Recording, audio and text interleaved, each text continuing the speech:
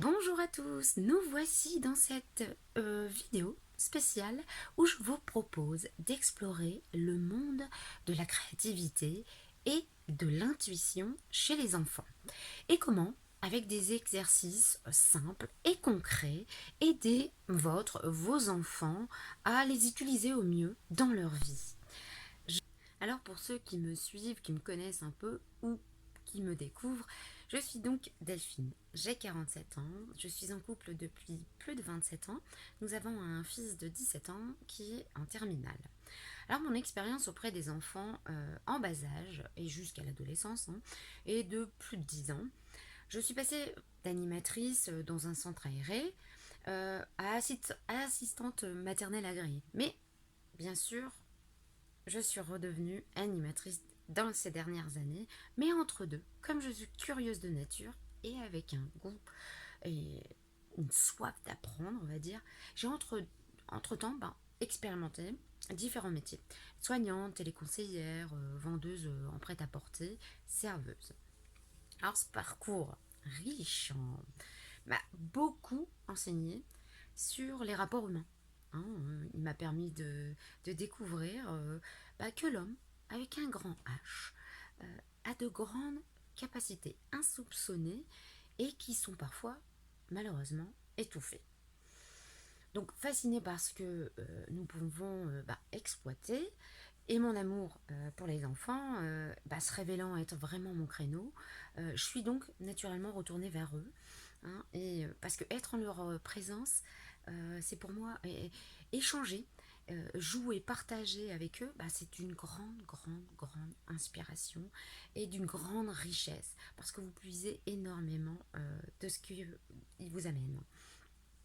Ils m'ont permis donc dans un premier temps, au début de la vingtaine on va dire, à me permettre de m'affirmer. Parce que j'étais assez timide, pas forcément introvertie, mais j'étais habitée par une sorte de manque de confiance en moi. Et grâce à eux, vraiment, je suis allée chercher en moi ce qui était en fait naturel. Ma sociabilité, mon envie de partager avec l'autre et ma facilité de parler en public, tout compte fait. J'ai fait beaucoup de théâtre et ça va vraiment aider, vraiment. Et pour donc reparler de l'élan et l'inspiration qu'ils m'ont apporté, ils m'ont aidé par exemple à me perfectionner en dessin. J'ai toujours aimé et adoré dessiner. Mon père peint, ma mère dessine bien aussi. Et j'avais du mal à mettre en couleur les choses. Vraiment. Et du coup, je devais dessiner qu'au crayon de bois. Parce que dès que j'y mettais de la couleur, je gâchais mon dessin, mais vraiment. Et eux, ils étaient toujours là à m'encourager. Vraiment, ils étaient super inspirants et super encourageants. Ils me disaient, mais Lucie, Delphine, dessine-moi ça, tu dessines trop bien. Ils m'encourageaient, quoi. C'était vraiment... Et ils me félicitaient, surtout quand j'avais terminé. Et chacun sait, au fond, que quand on vous encourage, eh bien, ça vous donne une force et ça vous élève. Vous vous sentez, ouais, totalement élevé et vos forces découplent. Et forcément, vous avez une progression et vous évoluez. J'ai envie à travers cette vidéo, même si je sais qu'ils vont peut-être pas forcément la voir, je les remercie grandement parce qu'ils m'ont aidé vraiment, vraiment à dépasser ce manque de confiance en moi et d'avoir confiance justement en ses capacités, le dessin, et de me laisser aller et d'aller au bout. C'est surtout ça, c'est d'aller au bout des choses. Alors tout ceci m'amène à vous parler de cette fameuse créativité et de l'intuition qui vont de pair à mon sens. Tout d'abord, nous allons nous pencher sur la créativité qui baigne au cœur de l'enfance. C'est à cette période cruciale que leur imagination est au summum. Leur capacité, leur faculté d'invention en exergue et ils ont un réel pouvoir entre les mains, le pouvoir créateur. Au travers du jeu, l'enfant enrichit chaque jour son lot d'émotions, de perceptions et de son interaction avec son entourage. Comme disait Einstein, la créativité, c'est l'intelligence qui s'amuse. Malheureusement, et sans vouloir rentrer dans certaines polémiques, hein, l'école freine, surtout à l'entrée en CP, ce processus qui pourtant a bien été lancé dès la maternelle. On se souvient tous en maternelle, hein, si vous avez eu des enfants, les enfants bah, sont sollicités à foison. Hein. Euh, tout ce que vous récoltez à la fin de l'année, de tout du travail consécutif de toute l'année que votre enfant a fait. Moi, j'avais tout gardé et j'ai dû finir en déménageant, à faire un tri. Donc j'ai gardé vraiment les meilleurs dessins, les meilleures créativités que mon fils avait fait. Mais c'est vrai que c'est un peu compliqué de se séparer de tout ça parce qu'ils font énormément de choses et ça, je trouve que c'est énorme. La maternelle en France est vraiment un trésor pour la France. Mais l'entrée en CP, du coup, bah, il devient trop protocolaire. Hein, et met de côté la créativité de l'enfant au profit de l'apprentissage, de connaissances. Hein. Alors certes, l'apprentissage des connaissances est essentiel, hein, c'est l'instruction, est essentiel, mais ce changement, il me semble pour moi radical, trop radical, et ça manque trop de souplesse. Ça coupe l'herbe au pied de la créativité et de la spontanéité. Bah, l'élan est freiné, voire supprimé. L'école est à mon sens, alors cela reste mon avis, mais l'endroit où l'enfant est en quelque sorte formaté et de par son obligation de se sociabiliser pour être reconnu dans un ou dans le groupe en général, certains y perdent leur plume. Alors je vais reciter Einstein qui dit que l'imagination est plus importante que la connaissance. Alors, pour moi, je pense qu'en effet, Einstein avait raison sur ce coup-là. Donc, il est donc, avant de pouvoir espérer un grand changement dans l'éducation nationale, hein, on y croit, hein, de faire en sorte que nos enfants, gardent cette dynamique, hein, cette dynamique de la créativité à foison chez eux. Je vais faire une petite parenthèse. Je ne sais pas, j'imagine que beaucoup d'entre vous connaissent Céline Alvarez. Donc c'est une enseignante donc, qui a procédé à une expérience dans une école à Gennevilliers en 2011. Donc ça fait 10 ans. Et durant 3 ans, elle a réorganisé avec des outils comme Montessori et par des ateliers d'apprentissage, et surtout avec les moyens du bord, hein, parce que c'était un endroit, c'était comment dire, une école assez pauvre, on va dire, avec une mairie pauvre, donc la collectivité n'a pas beaucoup de moyens, où les enfants, ils étaient mélangés, petites, moyennes et grandes sections. Et ils étaient fortement invités à l'entraide. Donc, je vous laisse imaginer, si je vous en parle, c'est que l'expérience a été vraiment concluante.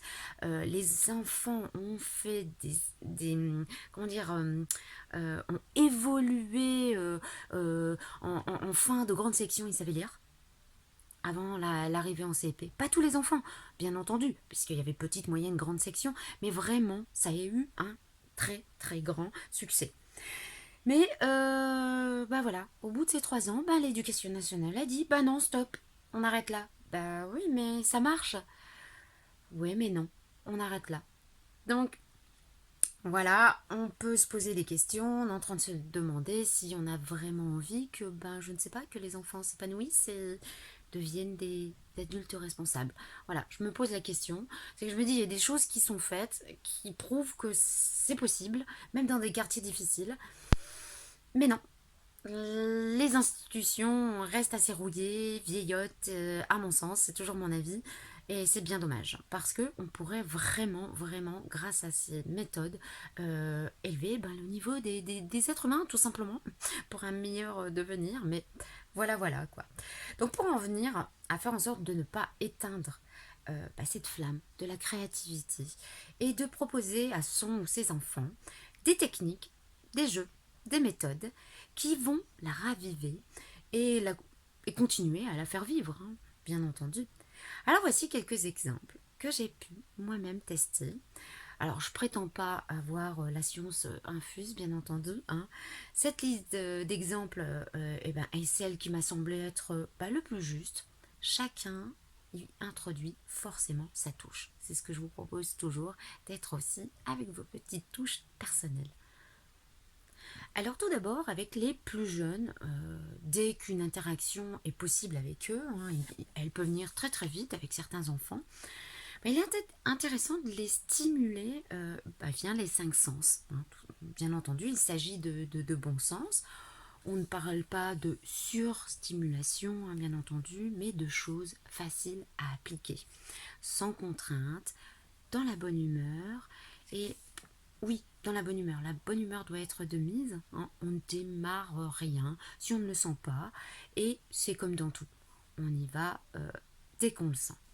Il est important de comprendre qu'à travers ces cinq sens, l'enfant va apprendre à connaître son corps et de là à saisir les subtilités des messages fournis par lui. Son corps sera le récepteur de stimuli qu'il pourra traduire et auquel il pourra répondre de façon adéquate.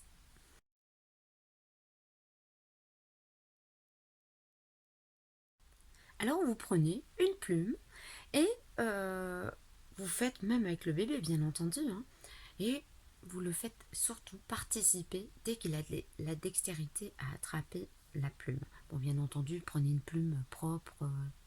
Je ne vous demande pas de prendre la première plume que vous trouvez dehors, voilà quoi, avec un risque de grippe aviaire par exemple, hein. Non, bon, voilà quoi.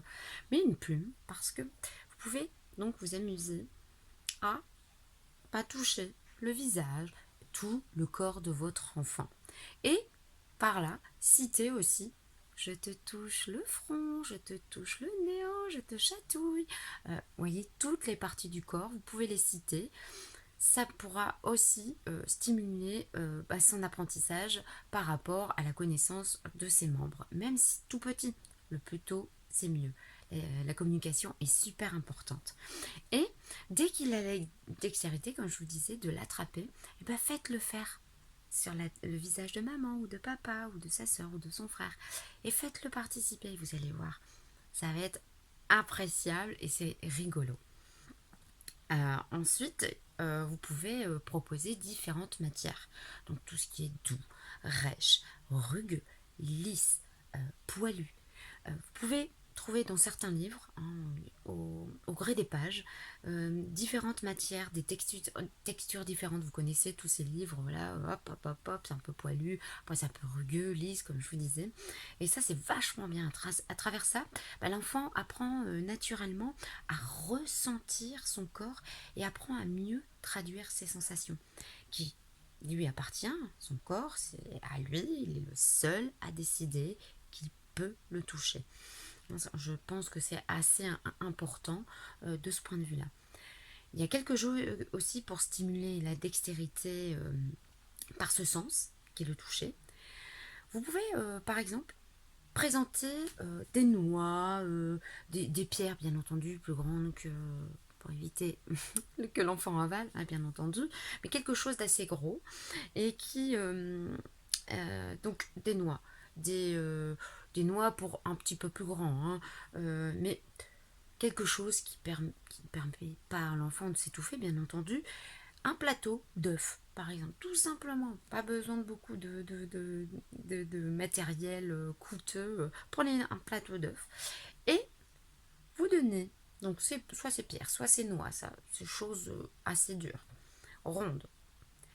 Et vous les placez devant l'enfant et je pense que spontanément, il va les placer. Il va les prendre et les placer dans le plateau. Si vous voyez qu'il n'y prend pas garde, qu'il fait plus ou moins autre chose, montrez-lui tout simplement. Et vous allez voir que par mimétisme, il va le refaire. Et ça l'amusera. Il va les placer, à les déplacer. Ensuite, aussi au niveau du toucher, vous pouvez, pour préciser, au niveau de cette dextérité, prendre un plateau rectangulaire avec des spaghettis ou des bâtons de bois, selon ce que vous avez, les placer au travers. Vous avez le plat, vous mettez les spaghettis et vous montrez à l'enfant vous retirez et vous les placez sur le côté. Et par mimétisme encore, il va reproduire le geste et vous allez voir que sa petite dextérité et son toucher vont se parfaire.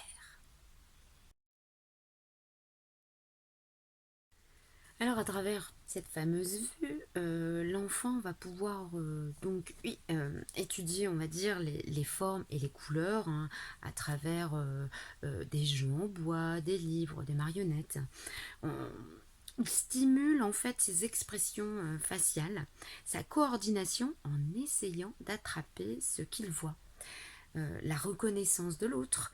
Il faut savoir que vers 8 mois, il reconnaît les visages de proches. Alors, moi j'ai un petit jeu à vous proposer par rapport à ça, le fait qu'il reconnaisse assez bien ses proches, c'est que vous pouvez lui proposer des photos. Donc si la personne n'est pas là, c'est lui montrer, hop, une photo, et vous allez voir la réaction. Vous allez voir que il va, il va réagir et alors il va peut-être s'agiter si c'est papa, si c'est sa soeur, si c'est son frère. Et vous allez voir qu'il va avoir une réaction. Et ça stimule bien la vue. Et c'est un jeu rigolo parce que vous allez voir qu'il répond bien et qu'il voit bien.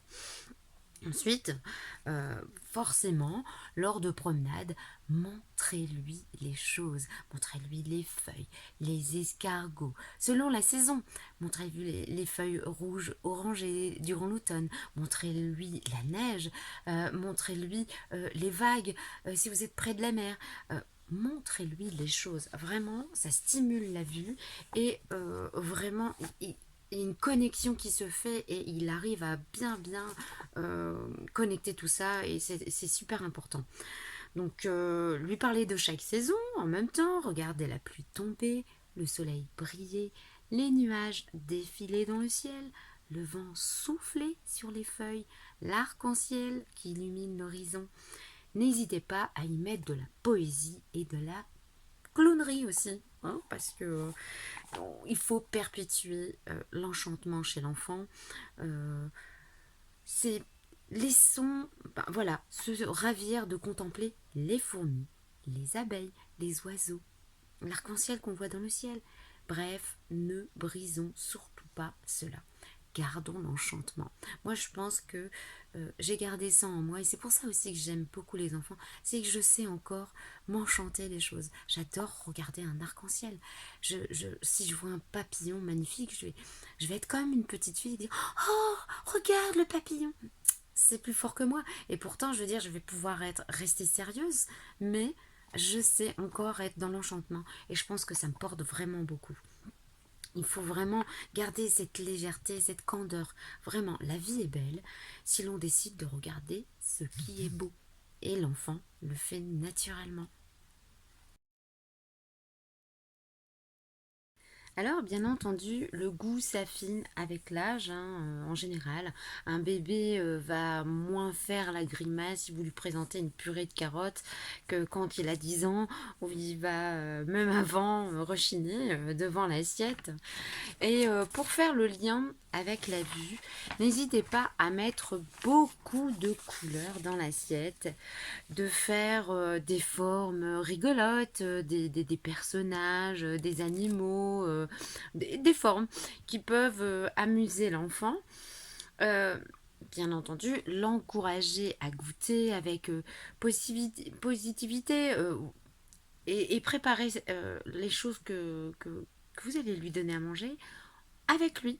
Lui, le féliciter. Bon, bien sûr, ce n'est pas un concours et on ne donne pas une médaille ou un dessert parce qu'on a bien mangé, mais vraiment le féliciter tout simplement, naturellement, sans faire de trop, comme je disais.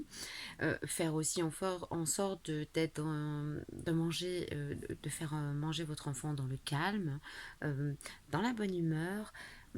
Alors, pas que ce sens n'ait moins d'importance que d'autres, le goût est assez spécifique malgré tout, donc faites en sorte de mettre de la couleur, des formes rigolotes, de faire absolument goûter à l'enfant avec vraiment avec le sourire, avec pas avec de l'inquiétude, pas avec, bon. ne pas lui faire des surprises avec du citron, mais ça peut être rigolé quand même, quoi. Mais voilà, lui montrer des choses attirantes, colorées, lui donner envie, cuisiner avec lui si c'est votre truc. Voilà, toujours dans la bonne humeur. Donc pour ce sens, au moment des repas, au moment de la préparation, vous pouvez présenter à l'enfant les ingrédients utilisés et les lui faire sentir. Et bien entendu, goûter, hein, comme le sens qu'on a vu avant. Chacun à leur tour, donc sentir et goûter un petit peu. Vous pouvez aussi, avec le goût, une autre expérience à effectuer, c'est de mettre un vêtement que vous avez porté. Souvent, des mamans font ça, donnent un foulard ou vous voyez quelque chose, un vêtement qu'elles portent. Et c'est vrai que ça peut apporter euh, calme et surtout rassurer l'enfant de sentir l'odeur de sa maman. Et vous pouvez faire ça aussi avec le papa, ou la compagne, enfin papa, maman, ou avec les frères, frères et sœurs aussi. Ça peut aussi, malgré tout, pourquoi pas, euh, être pareil et identique. Mais je pense que l'odeur de la maman est quand même primordiale. Et, et voilà, je pense que vraiment ça peut être intéressant pour stimuler son odorat. Et puis garder ce contact, parce que vous savez qu'on est fait de phéromones, d'hormones, de tout ça, et que dès le plus jeune, on sent notre enfant, il a son odeur comme nous, on a notre odeur. Quand j'étais petite, je disais toujours à ma mère, tu sens bon la maman. Donc voilà, rien de tel qu'une odeur de maman. J'en parle en connaissance de cause. Donc en sachant qu'il y a un lien entre l'odorat et le cerveau qui gère les émotions, eh bien autant faire en sorte qu'il enregistre de bons souvenirs, hein, des parfums, des odeurs de parfum, pardon, mais aussi, vous voyez, genre les odeurs de tabac que vous pouvez retenir, c'est pas trop cool et c'est pas le genre d'odeur qu'on a envie de retenir, mais on va plutôt retenir l'odeur du fameux gâteau de mamie, par exemple, et du ragoût, de papy, enfin bref, on se souvient de ces bonnes odeurs, ça nous rappelle notre enfance, donc autant qu'à faire, autant amener des odeurs sympas aux enfants et toujours dans la bonne humeur et de faire en sorte que ce soit voilà, validé, expérimenté dans la bonne humeur. Euh, ce qui est intéressant aussi, c'est de mettre des mots sur les ressentis et perceptions obtenus. Comme ça permet à l'enfant d'apprendre à mieux expliquer ce qu'il ressent. Donc voilà, mettre cette odeur, qu'est-ce que tu en penses, faire des petits jeux quand vous cuisinez justement, faire fermer les yeux à l'enfant et le faire sentir. Un champignon, une pomme de terre, peu importe ce que vous le faites sentir, si vous avez l'habitude de cuisiner avec lui et qu'il voit et qu'il sent, qu'il goûte, ça va être un jeu vraiment appréciable que tout le monde va aimer. S'il a des petits frères et des petites sœurs, ça va les encourager, ils vont par mimétisme effectuer la même chose. Et comme ça, il y a toujours une interaction. L'intérêt vraiment, c'est de stimuler tout ça pour qu'il y ait une interaction et pour que l'enfant ait envie tout le temps, n'ait pas peur de créer, de faire appel à ses sens et qu'il leur fasse confiance surtout. Alors en ce qui concerne ce sens, bien entendu, votre enfant s'est déjà habitué dans votre ventre à entendre le son de votre voix, le son de la voix de vos proches, de votre entourage, dans l'endroit où vous vous trouvez. Et beaucoup d'entre nous le font spontanément et ils parlent à l'enfant avec douceur, bien sûr avec la main sur le ventre pour la maman et même pour les autres. Et, euh, et donc, ce qui est intéressant, c'est que comme il est habitué à votre voix, c'est que dès qu'il est là, dès qu'il est né, c'est de lui décrire les actions que vous entreprenez. Hein, il est naturellement curieux et sera ravi de vous écouter. Ce qui est intéressant, c'est de penser à ce qu'il n'y ait pas de bruit, de fond. Quand vous interagissez comme ça avec votre enfant pour qu'il puisse bien vous entendre et bien voilà, enregistrer les sons que vous émettez en parlant. C'est qu'il n'y ait pas de bruit de fond. Après, s'il y en a, c'est pas grave en soi, mais dans l'idéal, évitez la télé, la radio, hein, car ça peut couvrir les autres sons qui peuvent aussi être intéressants au-delà de votre voix. Euh, le chant des oiseaux, du coq, voilà, des choses comme ça qui font partie aussi de la vie et qui sont aussi intéressantes à entendre. Vous pouvez vous amuser à chanter, à imiter le son des animaux, des différents moyens de transport, à changer le ton de votre voix, aigu, grave, enfin vous voyez, à imiter des petites voix sympathiques, et bien entendu de faire de la musique. Alors vous pouvez utiliser des instruments ou tout support que vous trouvez. Vous êtes dans la cuisine, encore une fois, on est en train de cuisiner, pim pim pim, on peut faire aussi de la musique avec la cuillère en bois. Bon, bien sûr, on va se casser un petit peu la tête, mais je veux dire, vous comprenez le sens. On peut vraiment faire et émettre du son et voir de la musique si on y met du cœur. Alors, pour parler de ça, ça stimule forcément l'enchantement et l'émerveillement, je vous en avais déjà parlé, et parce que ce monde, pour parler plus sérieusement, parce que ce monde matérialiste nous coupe de cet état naturel et qui s'estompe avec l'âge. Alors, sur moi, ça n'a pas forcément fonctionné. Comme je vous disais tout à l'heure, dès que je vois un papillon, je parle de papillon d'arc-en-ciel, mais ça peut être tout autre chose, je vais forcément dire ah, qu'est-ce que c'est beau. Donc l'enchantement sera toujours là. Donc faites en sorte de communiquer avec votre enfant toujours dans un contexte comment dire, qui correspond à l'état d'esprit. Si l'enfant a besoin de calme, parlez avec de douceur et tranquillité. Si votre enfant a besoin d'être stimulé, chantez, riez, faites le clown. Mais utilisez tous les sens me semble vraiment super important parce qu'ils font notre état d'être humain et si on reste si on se focalise sur ces cinq sens et que on les stimule, je pense que vraiment on peut faire évoluer et grandir l'enfant dans toute sa splendeur. Alors ceci est applicable autant avec les petits qu'avec les grands.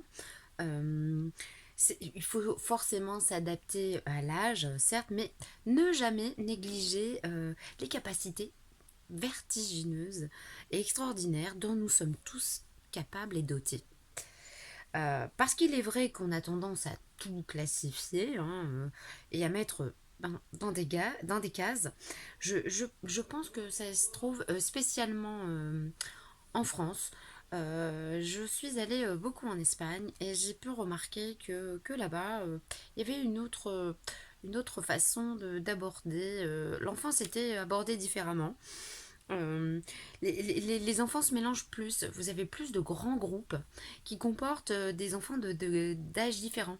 Alors qu'en France, on a tendance à vraiment tout classifier, à mettre dans des cases et à mettre les petits avec les petits, les grands avec les grands, les moyens avec les moyens, vous voyez, les adultes avec les adultes, les vieux avec les vieux, et vraiment classifier et à mettre dans des cases.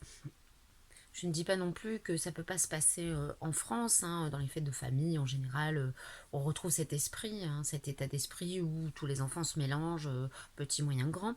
Mais dans les cours de récré, j'ai pu remarquer que c'était assez marqué, que les classes d'âge étaient...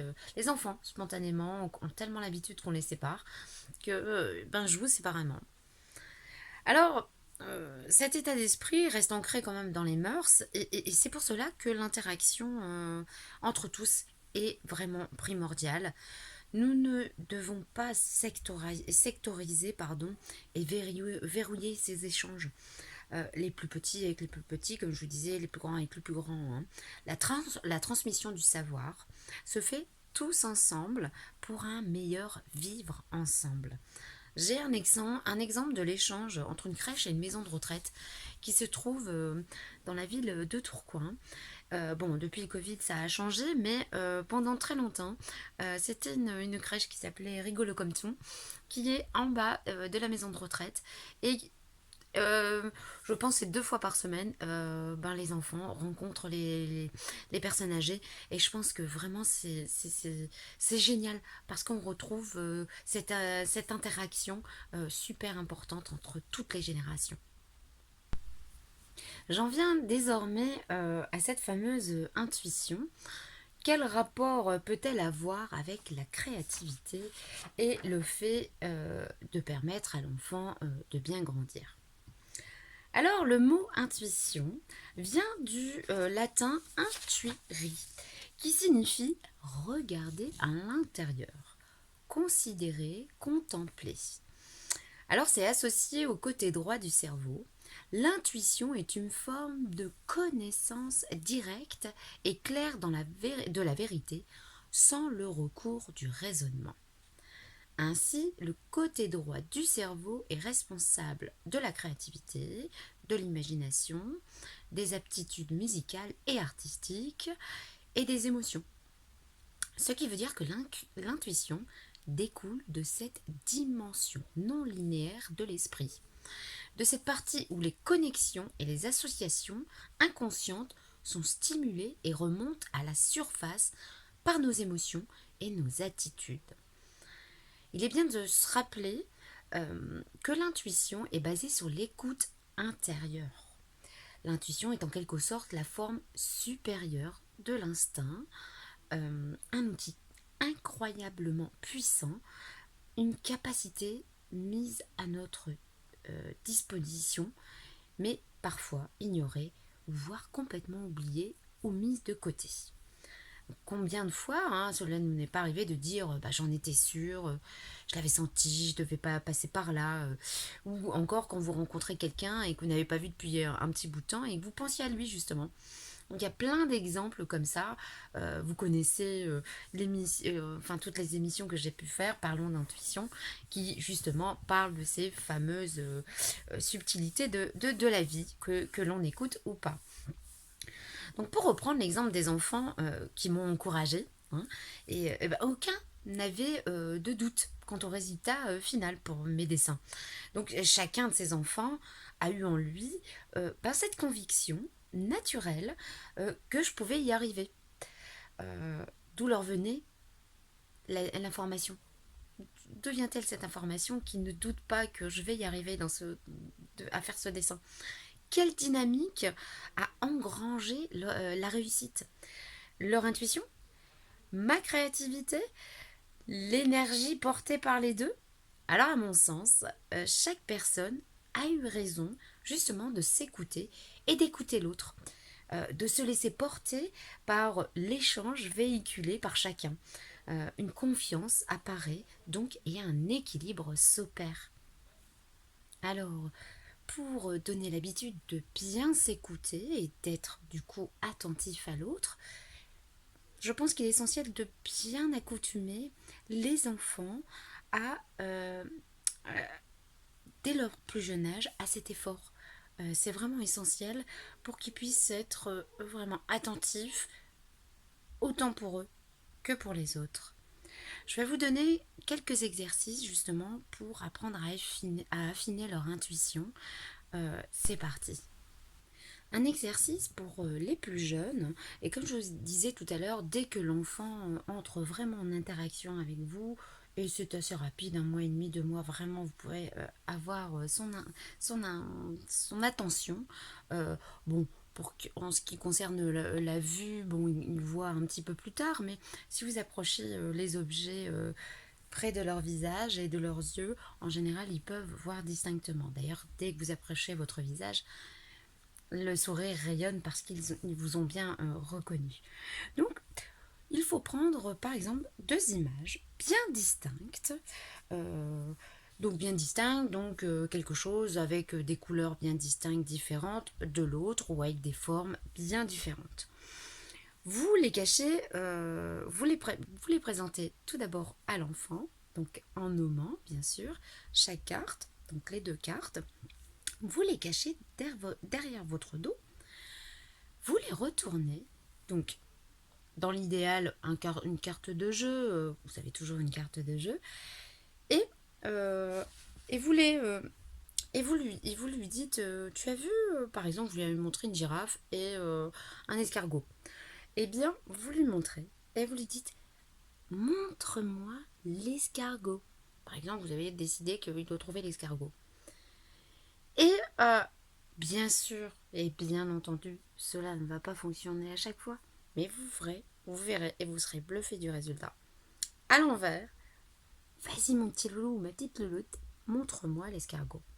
Et vous verrez l'enfant, instinctivement, va se diriger vers l'escargot.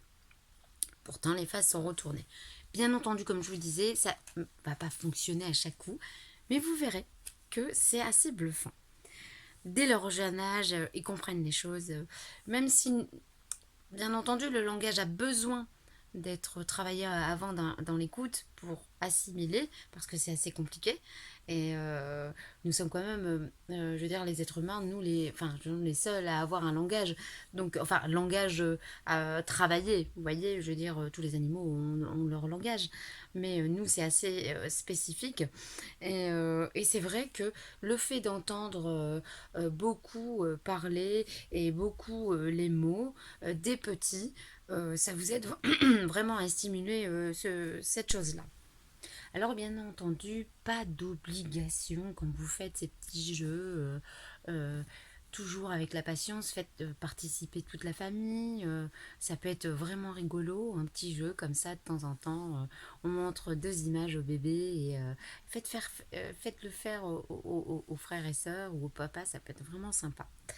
Euh, Vous pouvez aussi le faire avec des petits objets. Par exemple, vous avez un dé d'un côté et une pièce de monnaie. Donc, vous montrez la pièce de monnaie, un dé, vous mettez derrière. Allez, trouve-moi le dé. Montre-moi la main qui a le dé. Et vous faites ça avec les tout petits, les moyens, les grands. Vous allez voir, c'est fabuleux. Ça peut faire passer 5 à 20 minutes de temps, amuser les enfants, vous amuser vous-même, et puis et faire travailler ce sens-là qui est la vue, enfin tous les sens. Alors ensuite, un point intéressant à aborder, et dès que l'enfant est en âge de comprendre, c'est de lui faire des exercices de respiration. C'est un bon réflexe à mon sens parce que maîtriser son souffle peut paraître étrange car le mécanisme même de la respiration est naturel, hein, est automatique, on n'a pas besoin d'y penser. Hein. Et cependant, se focaliser dessus n'en reste pas moins anodin. On peut tous remarquer que dans certaines circonstances, le souffle peut s'intensifier au-delà de l'effort physique et qui est physiologiquement normal. Hein. Vous montez des escaliers, forcément votre respiration va s'accélérer, ainsi votre rythme cardiaque. Hein. Mais au-delà de tout ça, euh, vous pouvez subir un stress quelconque qui va faire que votre comment dire capacité, votre cœur va augmenter et ainsi de suite, votre respiration va augmenter et vous allez commencer à avoir de plus en plus une respiration rapide et saccadée. Alors cela traduit que votre corps est en alerte, hein, et que le besoin de s'oxygéner se fait sentir. Et que un peu instinctivement, hein, on va relâcher les gaz. Hein, et, ou parce que on s'est laissé entendre dire qu'il faut se focaliser à maîtriser la respiration, pas pour un retour au calme, hein, et c'est vrai. On a tous à un moment donné lu un article, vu un sophrologue parler entre nous qui parle de ça. Prendre plusieurs inspirations et respirations pour se détendre. J'en ai déjà parlé dans dans des capsules et aussi d'en parler d'intuition, mais c'est vrai que la respiration, de contrôler sa respiration est vraiment primordiale parce qu'elle peut nous permettre à réguler nos émotions, nos sensations de stress et nous permettre de rabaisser les jauges de l'excitation mentale. L'idée est d'apprendre aux enfants cette méthode dès leur plus jeune âge. Donc une méthode toute simple, mais pas moins efficace. Euh, la méthode, c'est de se recentrer en appliquant plusieurs inspi, expi, pour revenir à soi-même et laisser l'extérieur, ce qui nous provoque le stress, à l'extérieur justement. Donc c'est à pratiquer dès que vous sentez l'énervement arriver hein, ou déjà présent, après l'école, après un jeu excitant, ou tout simplement pour bien commencer une journée ou le soir, au coucher. Pas besoin que ça dure éternellement. Hein, déjà, l'enfant, de par sa nature enjouée et dynamique, ne peut pas rester trop longtemps inerte. Hein, on le sait bien tous. Une moyenne d'au moins 5 minutes peut suffire à recadrer l'enfant et à le remettre au calme. N'hésitez pas à nommer cet exercice selon votre inspiration et selon vos habitudes, y introduire un ou des personnages, hein, des humains, des animaux, peu importe, que cet instant soit celui de votre enfant, de vos enfants et le vôtre. Lui faire comprendre que c'est un moment privilégié, sans contrainte. Lui demander donc du coup de se mettre soit assis, le dos bien calé, les mains sur les jambes ou sur la table, ou allongé. Alors l'idéal et le bon sens, c'est qu'il ferme les yeux pour ne pas être perturbé forcément parce qu'il pourrait éventuellement se passer, lui faire perdre sa concentration. Euh, Pas de télé ni de son qui pourrait venir distraire hein, forcément et lui faire perdre la connexion. Hein. Vous pouvez mettre une musique de fond, une musique assez agréable. Vous pouvez trouver toutes sortes de musiques sur YouTube, de relaxation. L'idéal est de 432 Hz, mais je pense que vous êtes assidu là-dessus. Et donc, essayez vraiment de trouver des sons vraiment gentils. Vous mettez méditation pour enfants, vous allez trouver des sons, même pour adultes, vous allez trouver des sons qui correspondent. Faites-lui écouter et voir ce qui résonne avec lui. Alors, une fois en place, vous lui demandez de prendre une grande inspiration par le nez tout en gonflant son ventre. Sans précipitation, bloquez l'air et tout en relâchant l'air tranquillement par la bouche et tout en dégonflant le ventre. Et cela plusieurs fois. Donc on inspire par le nez tout en gonflant le ventre, on bloque et on expire en dégonflant le ventre et à prendre le temps d'en faire plusieurs. C'est très important, ça, prendre le temps pour l'enfant va lui apprendre à apprendre la patience. Et ça, c'est pas un mal dans nos vies tumultueuses qui vont très rapidement.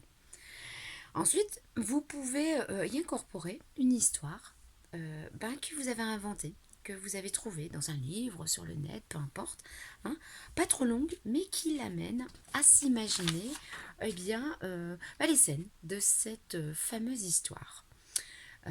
Exemple, vous amenez l'enfant dans un endroit qu'il affectionne particulièrement, la plage, la montagne, une prairie, peu importe l'endroit, pourvu qu'il plaise à votre enfant. C'est ça le principal. Vous pouvez donc la garder comme support principal. Et si vous aimez ça, et que vous avez beaucoup d'imagination, eh bien n'hésitez pas à inventer d'autres lieux, mais ce qui reste important, c'est que ce lieu soit propice au calme. Hein, on va pas éviter, on va pas inventer. Oui, tu as la fête foraine ou à Jump Pixel. Voyez, on va éviter ces coins tout excités. Donc, pas d'endroit trop stimulant. En somme, le but, c'est de se recentrer, de recentrer l'enfant afin qu'il retrouve son calme, se retrouver lui-même pour que l'extérieur ne soit plus une contrainte. Alors ensuite, si vraiment vous ne sentez pas d'inventer, de créer des histoires comme ça, n'hésitez pas à vous renseigner. Il y a plein sur YouTube et ailleurs, vous avez plein de méditations pour enfants. Je peux vous proposer la mienne, la douche bleue violette, qui est adaptée aux enfants, qui est assez simple et qui peut bien détendre, qui peut bien détendre. Alors comme je vous disais tout à l'heure, cet exercice peut être fait pour calmer l'enfant après l'école, le matin pour bien commencer la journée, euh, le soir pour bien à la clôturer, mais aussi lorsque l'enfant aura pris l'habitude et aura compris et intégré l'intérêt de cet exercice, et bien l'inciter à l'utiliser seul, de lui-même. Par exemple, avant les fameux devoirs. Euh, Lorsqu'ils sont plus âgés, avant un devoir surveillé ou une poésie à présenter. Lorsqu'il se sent énervé par un autre enfant ou plusieurs qui l'embêtent. Le but est qu'il puisse et qu'il finisse par trouver un réel intérêt à utiliser cette méthode pour lui permettre de mieux appréhender sa vie dans son ensemble. On peut aussi inviter l'enfant à établir un cahier qui relate, tel un journal intime, ses états d'âme, mais aussi ses états de joie. Cela lui permet de mieux évaluer sa progression dans sa façon d'accueillir les événements. Et du coup, de creuser dans la façon dont il doit continuer cette avancée. Le fait de pouvoir s'auto-évaluer permet d'ajuster sa façon d'être et de faire avec soi-même et de la façon de faire avec soi-même et donc avec les autres. Pour les plus jeunes, les plus petits, vous pouvez utiliser des gommettes, mettre un smiley et qui sait les laisser gérer tout seuls comme des grands. Vous pouvez donc l'enfant prendra du coup l'habitude avec tout ça, qu'il soit petit ou moyen ou grand, il prendra l'habitude d'analyser ses faits et gestes dans le bon sens, sans se juger. Un être qui ne se juge pas ne jugera personne. Alors, on peut aussi établir des bilans toutes les semaines, voire tous les 15 jours ou tous les mois, peu importe, à vous de choisir, ensemble, à faire ça en famille, pour donner un bon élan d'écoute et favoriser une meilleure communication et donc une meilleure entente générale. Maintenant, j'en viens à d'autres exercices que vous pouvez faire avec votre ou vos enfants pour stimuler l'intuition. La première chose, c'est à se rappeler, c'est qu'il faut accepter de se tromper, savoir reconnaître si c'est le mental ou l'intuition qui parle. Nous avons appris à marcher en chutant et pourtant nous marchons tous. Donc comme la propreté, on finit tous par devenir propre. Présenter donc la chose sous forme de jeu. Le but premier est de développer son intuition en s'amusant. C'est ça le principal. La carte mystère. C'est un jeu à faire à partir de deux personnes, mais vous pouvez le faire seul. Vous prenez un jeu de cartes basique ou un jeu des sept familles ou encore fabriquez vous-même le jeu de cartes. J'en propose un, le jeu de l'intuition que vous voyez là. Le but, retrouver la carte choisie et cachée par l'autre, chacun son tour. Exemple, sur 5 cartes, vous avez une chance sur 5 de la retrouver. Choisissez le nombre de cartes avec lesquelles vous voulez jouer, de préférence assez différentes, de couleurs différentes, formes des personnages ou chiffres différents, et pas trop nombreuses. 3 au début pour donner confiance et envie de progresser. Pour l'un, choisir la carte. Retournez-les afin que celui qui doit trouver la bonne carte ne les voit pas. Une fois concentré, faire le vide en soi, s'aider de la main, des ressentis qui viennent, voir des formes et des couleurs que si l'on ferme les yeux. Alors surtout, évitez de rendre le jeu compétitif du genre je trouve plus que toi, cela reste quand même un jeu. On trouve c'est super, on trouve pas, cela montre peut-être une fatigue, un manque de concentration. Il y a toujours une explication. Alors refaire l'exercice de respiration précédemment vu peut faciliter la remontée de la concentration. Un seul mot d'ordre, on ne gagne pas, on ne perd pas, on affine nos sens. L'enveloppe mystère. Vous aurez besoin d'une enveloppe, de papier et de crayon ou de feutre. Chacun son tour, allez dans une pièce adjointe ou retournez-vous de façon à ce que personne ne puisse voir. Dessinez, écrivez, pas besoin d'être un grand dessinateur. Une fois fait, mettez votre papier dans l'enveloppe.